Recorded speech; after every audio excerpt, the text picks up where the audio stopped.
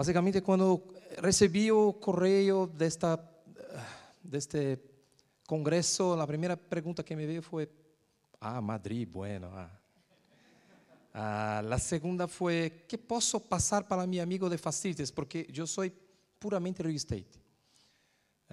Vocês são heróis, porque eu não conheço nenhum amigo de facilities que recebe correio dizendo: mira, o ar-condicionado está bueno, minha cocheira é muito bem localizada no edifício, o ascensor está muito rápido e minha estação de trabalho está muito limpa. Eu creio que nunca nenhum de vocês receberam isso, são só muitos problemas e mais problemas. E o processo de comunicação e negociação é importante neste trabalho de vocês. Creio que eu estava em Detroit, 10 horas de vuelo, vim diretamente para cá. Se não dormi muito, eu creio que eu vi 27 vezes a palavra cultura. E uma vez culture e também algumas vezes comunicação. Então, eu creio que acertei. Estou indo diretamente ao ponto que vai interessar a todos de facilities. O processo de negociação é um processo de comunicação que nós tentamos ser exitosos em que a nossa posição seja melhor ou que nós podemos convencer a outra pessoa que estamos corretos, que temos alguma coisa em comum. É muito difícil, necessita muita prática, algumas teorias, que eu não vou falar todas aqui, porque senão vocês vão querer trabalhar em real estate e eu vou ter que trabalhar em facilities. Realmente não me encanta muito facilities. Mas vou falar um pouco mais da comunicação e como se pode ter isso em cada país. O processo de comunicação é muito simples. Há um código que tem um significado, algum transmissor que vai fazer esse código para um receptor. Um exemplo, quando começamos a negociar ou a falar quando começamos o dia, dizemos bom dia para nossa mulher ou com nosso esposo. Então, começa um processo de negociação. Dependendo da resposta que tu tienes, sabe que o dia será um pouco melhor, será um pouco pior. E em alguns períodos do mês não é bueno dizer buenos dias. Deixe um chocolate, se queda de sua casa, salga de casa, não diga nada. Não há negociação neste caso. Mas muito mais é este processo de comunicação que é muito diferente dependendo da língua, porque o código é a língua que você está falando. Então, se eu digo bom dia, buenos dias, buongiorno, bonjour, ohayou gozaimasu, o mesmo código, não, são códigos diferentes, mas têm o mesmo significado. Então, eu sempre que estou negociando com algum dueño de alguma propriedade para fazer uma aquisição, sale-leaseback, build to suit, uma renovação, atento para o código que estou negociando, tentar falar na língua que estou no país e que vai ajudar um pouco. E, obviamente, há alguns problemas quando fazemos isso, porque espanhol ou castelhano é o mesmo em Espanha, mas tem palavras diferentes, como no nosso caso em português. O português de Portugal não é o mesmo que o português de Brasil, que não é o mesmo de português de Angola, de Moçambique. O espanhol que tu hablas em Chile, há algumas palavras que são diferentes do caso de Argentina, de Venezuela, muitas vezes de Espanha. Então, você tem que ter este problema de ser bem compreendido no processo de comunicação, que tu código tenha o significado correto para com quem está comunicando ou negociando. Por isso que eu estou aqui falando espanhol. Eu estou tentando me comunicar com você na língua que é deste país acá. Se tu vai falar inglês, porque algumas vezes não é possível, tem que falar inglês porque, sabe, não, it's nice. Melhor que o Dutch. Creio que é mais simples. Inglês é a língua que todos nós tentamos compreender. Mas um problema quando se habla inglês é que muitas vezes falamos muito rapidamente. Tem que falar mais despacio, principalmente os nativos da língua inglesa. Há uma reclamação recorrente de todos os latinos ou das pessoas que não falam inglês ou que tentam, ou que falam, compreendem o inglês. 85% das pessoas dizem: os americanos falam muito rápido. Então, quando eu vou para Detroit, eu tenho uma negociação com algum americano, algum americano venha para cá e diga: mira, tempo, tem que falar um pouco mais despacio, porque por mais que nós compreendemos o inglês existe uma dificuldade muito grande quando se habla rapidamente. Outro problema do americano é o slang, ou o que chamamos, que são as gírias em português. Eu não me recordo como se diz em espanhol, mas são expressões que só fazem sentido se tu está dentro daquela cultura.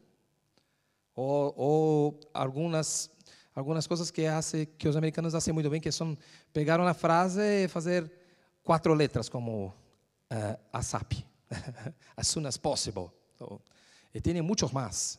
Cada companhia tem os seus acrônimos, que se chamam. Então, são muitas coisas que tem que pensar no momento de tentar falar com alguém.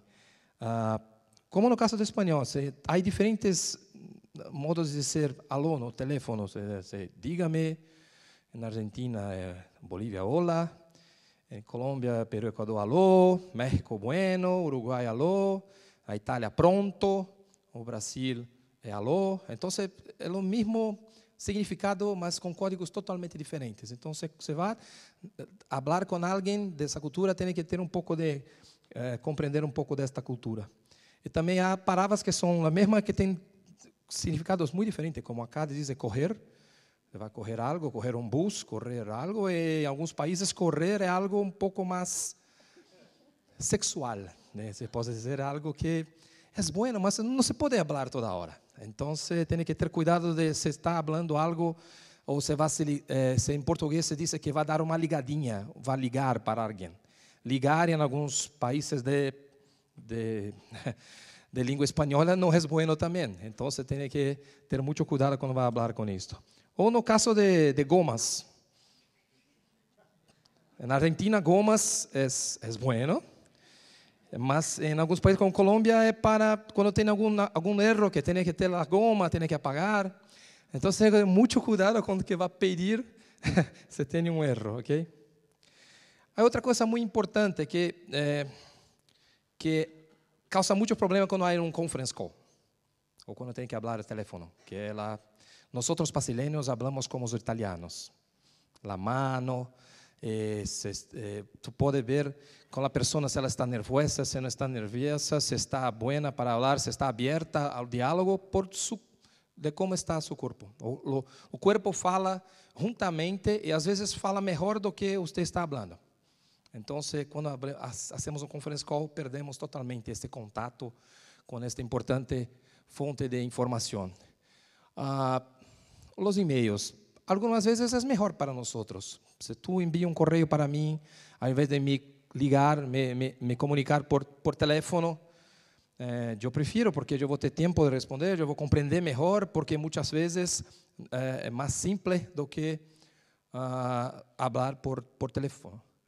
No caso de telefone, muitas pessoas não gostam de falar por telefone em outra língua, porque não tem a segurança que necessita. Então, se tu vai tem que negociar com alguém ou tem que comunicar com alguém de outro país que habla uma língua diferente que a sua, muitas vezes quando vou negociar, eu hablo com a pessoa, tento fazer o melhor possível, mas envio algo mais formal, um correio, algo assim, para que fique registrado essa informação, para que não tenha no futuro um mal entendimento. Mira, aqui na Sul-América, eu vou falar de alguns países. Eu vou começar falando de Brasil, porque é um país que tem a maior, eu creio que chama PIB acá, o mesmo de Produto Interno Bruto, que é GDP. A população também, 49% habla português. Então, um aviso para os espanhóis, ou quem é de língua espanhola, não é o mesmo. Português e espanhol, nós compreendemos, mas algumas palavras são muito diferentes. Então, se você quer ter mais sucesso em Brasil, ou tem que falar um pouco mais de português, ou portunhol, que já falamos, que é algo como um pouco de português, um pouco de espanhol, ou inglês. Brasil é um país que tem uma cultura muito diferente de alguns outros países, porque há espanhóis, italianos, japoneses, há poloneses, alemães, que chamamos de caldeirão cultural. É algo que tem muitas culturas que se formou o Brasil, um país muito diferente em termos de cultura. E nós fomos colonizados por portugueses. Então, muitas vezes, se tu diz que brasileiro é um latino, diz não, eu não sou. Se é um hispânico, não, eu não sou. É uma coisa que para brasileiro não é bueno falar com ele ou chamá-lo de hispânico ou algo assim. A família é muito importante. Em quase todos os países da América Latina, a família é muito importante. É algo, em alguns países, como o Brasil, mais importante do que o trabalho. Então, a família está em primeiro lugar e depois o trabalho. Por americano, muitas vezes não é o inverso. Em alguns países da Europa também é invertido. Então, é muito importante a família. Nós, brasileiros, gostamos muito de festa. Não sei se tu notaste. Gostamos muito de carnaval, festas, comida. Trabalhamos muito e temos muitas negociações que são feitas na hora da comida, no almoço, ou na cena, ou no desayuno. Então, muitas negociações são feitas neste momento. Em outros países também, mas em Brasil muito mais. Uma coisa que sempre digo para os americanos que vão ao Brasil: não vá diretamente ao ponto. Mira, tem que falar sobre a família. Se quer ter muito sucesso com um brasileiro, diga que o equipo de futebol é bueníssima. Então, vai ter muito sucesso, porque nós gostamos muito de futebol. Podemos discutir qualquer país, não há problema algum. Então, sempre digo que não vá diretamente ao ponto. E, como eu disse, nós falamos muito com a mão, porque temos muitos italianos em Brasil. Praticamente o sul do Brasil, quase todas as famílias são italianas.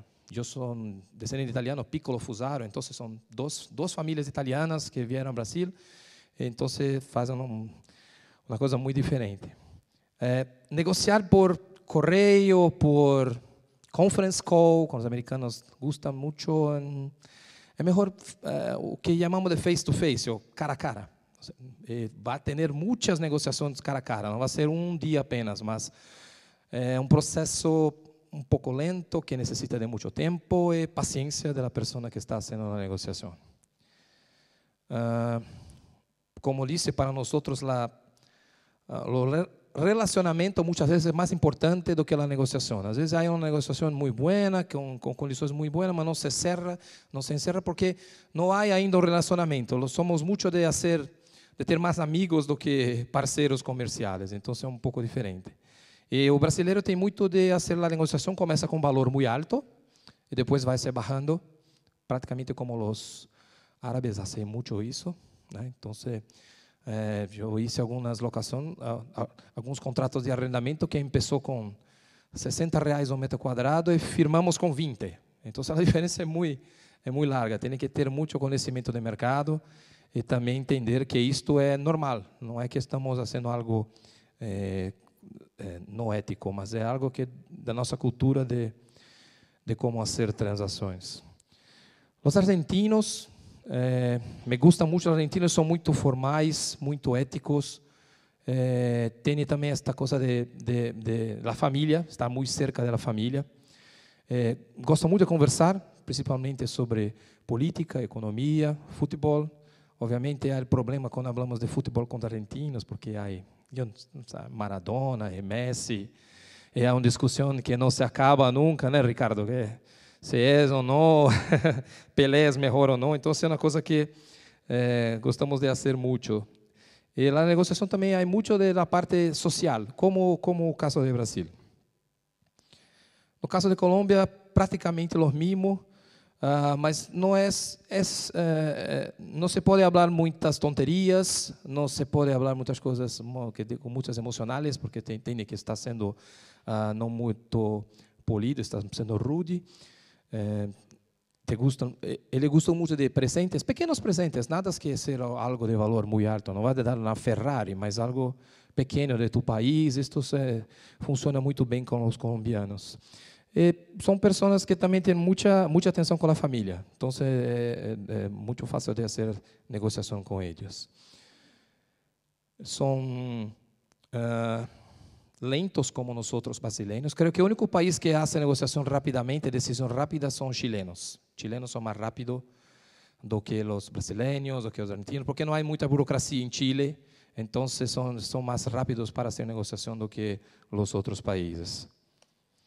No caso da Venezuela, é um país muito difícil de fazer negociação, porque a economia é muito complicada, há dólar paralelo que é muito diferente do dólar oficial. É um eu sempre resumo em uma palavra quando hablo de Venezuela, um país que tem medo. Então, é muito complicado fazer negociação ou ter, porque não, a parte da negociação não está explícita no que está se falando. Então, está por trás de todo, é um pouco mais complicado do que fazer negociação em outros países. Eles são muito nacionalistas e, ao mesmo tempo, isso causa um problema muito grande quando se fala de alguns aspectos da política de Venezuela. A última vez que estive em Venezuela foi para renovar um contrato de arrendamento e a reunião foi praticamente, creio que 2 horas e 40, algo assim. Foram 2 horas e 30 falando de Chávez e 10 minutos de negociação. Porque quando começa a falar de política e se fala de Chávez, aí quem gosta muito, quem não gosta, e fica 2 horas e meia, 2 horas e 40 falando de El Comandante. No caso de Peru, são pessoas que estão muito ligadas à parte de status, ou seja, gosta de que te habla do peinado, da roupa, mas são pessoas que também fazem a negociação muito lentamente, se queda um pouco, fica um pouco, não gosta quando tu tenta apressurar ou algo assim, então como quase todos os países da América do Sul, tem que ir um pouco mais despacio com o processo de negociação. E tem uma coisa muito interessante, que é a parte de contato, quando vai cumprimentar uma mulher, ou o contato de olho a olho com mulher. Em Brasil não há grandes problemas, nós outros gostamos muito, inclusive. No caso de Peru, se hace isso com uma pessoa de outro sexo, tem que ter cuidado, porque é um pouco rude, não é como em outros países da América Latina, que não há problema com isso. E os chilenos são muito bons negociadores, mas não são como o brasileiro, que hace o valor mais alto para mais baixo. Começam com um valor e vão ficar com o mesmo valor, ou vão reduzir muito pouquito só no final da negociação. É muito difícil conseguir alguma grande negociação. Eles são muito passionais quando falam, então parece que está brigando com os temas, não é? Porque falam muito passional.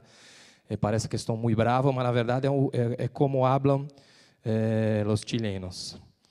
E há uma coisa muito interessante no caso de Chile, quando uma mulher entra em uma sala ou na habitação, todos levantam, uma coisa que você não vê em alguns países da América do Sul. Então é bem diferente esta coisa com a mulher.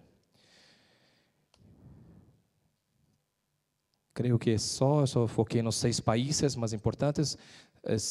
Pode enviar para todos esta apresentação, porque tem informações que são importantes ter acerca, são notações que eu hice em toda a negociação com esses países. Ok? Graças.